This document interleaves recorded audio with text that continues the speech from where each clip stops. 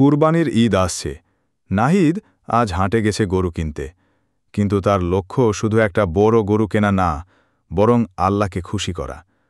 হাটে গিয়ে সে একটা বড়, সুন্দর, সবল গরু পছন্দ করল।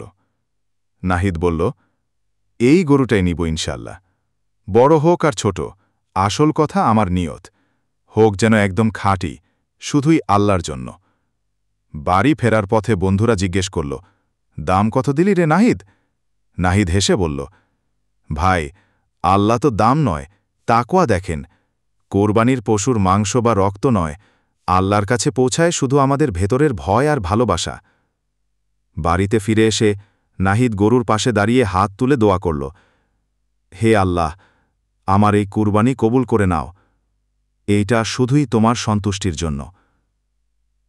আল্লাহ কুরআনে বলেন, তোমাদের কুরবানির পশুর মাংস বা রক্ত তার কাছে পৌঁছায় না, কিন্তু পৌঁছায় তোমাদের তাকওয়া। সূরা হজ আয়াত ৩৭। চলো আমরা সবাই যেন করি খাঁটি নিয়তে কুরবানি, শুধু আল্লাহর সন্তুষ্টির জন্য। এরকম ইসলামিক ভিডিও পেতে চাইলে অবশ্যই লাইক করবেন, কমেন্ট করবেন এবং চ্যানেলটি সাবস্ক্রাইব করবেন। ধন্যবাদ।